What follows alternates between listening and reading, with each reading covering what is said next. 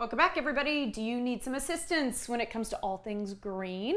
Today, Lance Robertson of plants.org is here to help me diagnose some of my very own houseplants. That's right, I dragged them in here this morning and to figure out some next steps to get them all healthy, because as I found out off camera, I'm not making the same mistake with every single one. We've got different problems. Absolutely. But, you've got to keep it spicy. So, have Exactly. different problems, have different solutions. It'll be fun. Okay, let's start with, you said pothos. Yep. I said pothos, but it's probably, I trust you. It's Latin. I don't really know how it's said either. Pothos, Weirdly, pothos, I have a Latin degree, I'm not so arguing it with comes you. up every once in a while. But I thought that mine looked kind of sad, because can you guys see this? Like, it looks like dead and whatever in the top. And you said that yours, which looks so bright and beautiful, is actually doing just as well, if mine is not a little bit better. I would say yours is probably doing better. Now, here's the thing about plants that look sad. Certainly, you might think this one looks sad because it doesn't have all the leaves on top. Yeah. But really, why I think it looks good is you still have all the great coloration that you want in this variegated vine. You see it's nice and bright, so you're giving it plenty of light. It's getting plenty of water. The leaves are nice and crisp. You're not really big leaves. Big leaves means you need to give it a little bit more light. Same thing with this one. This one needs more light because it's just nice and green. I just thought, looking at yours, I mean, it looks like it should be a model in a magazine. I didn't realize that means there's not enough light getting to it. Generally on the variegated, if it starts to lose it, it's because it needs more green. It's trying to get more food, and that chlorophyll needs the green part of the leaf. So yours looks really great. You can see you've got new regrowth coming. I really have to tell people a lot of times, stay patient. These are plants. They grow so slowly. Like, there's a tiny little bud right here, guys. Yeah. That little guy, it's right there. Especially on pothos ivy, we really see where you miss a watering, you go a little while. It doesn't die. It's one of the strongest plants that there are out there. But what you'll have some brown leaves, pull them off, make it look nice and clean. Leaves will come back, or you can replant it. Same thing we do in a lot of nurseries. You have a crazy long vine that comes off of the side of this thing. Yeah, it's like intertangled with mine. just re-roll it back into the pot, and it'll give you that same kind of top fill look. Okay. But do remember, this is a vine. It is going to continually grow longer. And don't be scared to cut some if you really just don't want that one growing 10 feet long into your living room. Okay, I trust you. I did want to also ask, I feel like I'm looking at mold in here. Am I seeing a little bit of mold in this plant? Sure, especially in some of our soils where it was put in by the nursery, there may be some mold.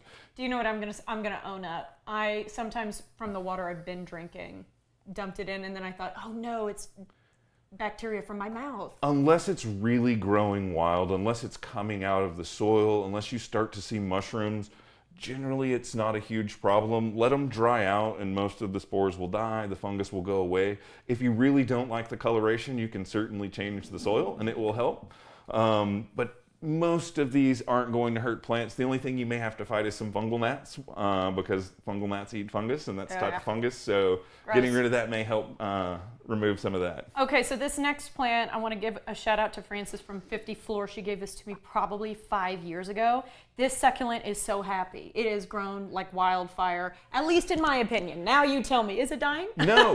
So here's something that I'll admit that nurseries do that is not a very kind thing. Okay. We put mixes together like this that look phenomenal when you leave the nursery, but we know long term one of these two plants is going to die if they stay together. Because the other thing in here is a bromeliad. Yeah, because there's a bromeliad and this Right here. jade, and they really don't like the same kind of water. We've got a plant that is growing in trees in the rainforest and a plant that's growing in South American or South African desert. So these are two plants that aren't going to get along. Really, my general suggestion is once the bromeliad blooms, you'll see just like this one has, it'll throw some new pups. These are brand new plants. Pups are what we're calling them, guys. Yeah. This like little cup thing. They're little new plants that will grow from the side of the bromeliad. Almost all bromeliads are only going to grow once from that stalk. Okay. Cut the one that bloomed off and you'll have another one come up from the side. Kind of rip it from the... But please, in total though, this I would say we probably should just separate these Yeah. two. And you can see like this one has its own root system, it's got its own leaf system.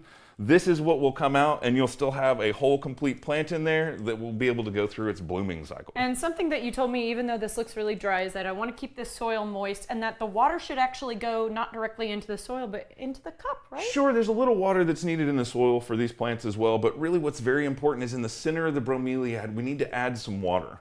In some types of bromeliads, there's whole communities of frogs that can live in there, and biology that is exclusive to bromeliads, but certainly the plant likes to stay wet like that, and you'll get a lot faster bloom period out of it if you do. Okay, our producer Gracie did bring in her succulent.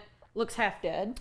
What's she doing? I think that the same thing happened to me with a lot of succulents, that I left them outside this spring and we got so much rain. We got more rain than any desert area would possibly get. So if your succulents weren't getting full sun, tons of light, even just the amount of rainwater we got did this to a lot of plants. You can see that the smaller ones around the outside that assumably have smaller root systems were the ones that survived. And that's because they were taking up a little less water than the other ones were, because they had that smaller kind of root system. And again, this is similar to the bromeliad, where these are new pups that are coming out. So don't throw away this plant. You can certainly peel off what doesn't look good. Okay. And that will help it visually look better, but the plant itself can survive this through those two small pups that really won't take long to come back. It's so reassuring to have you here. We're not going to have time to get to my Phalaenopsis orchid today. What I think we should do then is the next time you're in here, it's an orchid time. Okay, does that sound okay to you? Absolutely. Thank you so much, Lance. We always appreciate it. All right, if you need help with a specific plant, guys, you can reach out to Lance directly. He's so cool about this. Just send him an email. Check out his website to learn more, plants.org, and increase your greenery knowledge by listening to his podcast, Good at Plants, Bad at Life.